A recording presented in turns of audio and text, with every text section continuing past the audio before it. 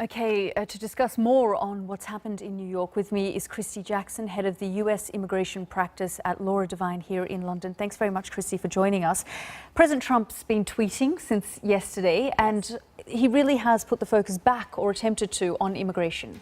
He has, yes. So he has posted a few tweets, all dealing with immigration, pointing the finger or the blame at the diversity visa lottery program, which is, it's been said, I don't know that we have official confirmation, but Trump has said, and I think probably quoting a law enforcement official who spoke off the record, that the latest terrorist attack in New York was, the terrorist was someone who had entered the U.S. in 2010 on the diversity visa lottery, is a permanent resident of the U.S. and has been. So he had a green card? He had a green card.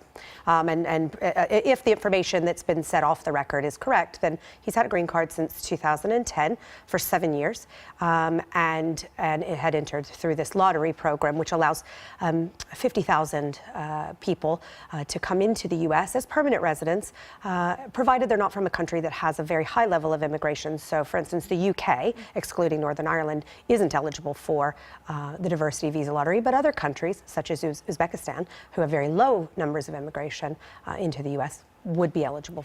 It feels like a number of issues are being conflated here, because people are talking about the travel ban again, for example, exactly. And then this type of visa. So can you give us some clarity about the differences? Yeah, so exactly. So the travel ban is travel ban 3.0. The third version of the travel ban is still on hold for the time being, following the temporary restraining order from Hawaii and also the injunction from the court in Maryland. So this really has nothing to do with the travel ban. Of course, it wouldn't be surprising if some new travel ban came out, just leapfrogging the old one, which is what has happened over the past few travel bans that have come out. But this really isn't about the travel ban. President Trump in his tweets is talking about extreme vetting. Extreme vetting already happens. It always has happened. It's happened at the visa interview stage. Many layers of security screening go into someone getting a visa, and especially getting a green card as well. So extreme vetting is already happening. President Trump's tweets seem to indicate an extreme vetting program in capital letters, as if it's an actual program, and it isn't. It's just what we do already. In fact, that was increased just a few weeks ago. Anyone entering the U.S. should expect delays, because there are further questions that are going to be asked. And that's across the board. That doesn't have to do with your nationality, your origin, where you've come from, anything like that. It happens to me. I was actually pulled aside for a security screening just last week. So yes, we're already having extreme vetting. That happens. It happens across the board. There's no program in place that's a specific program.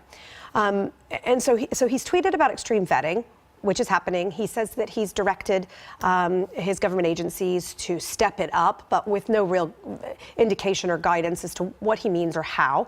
So perhaps something remains to be seen with that.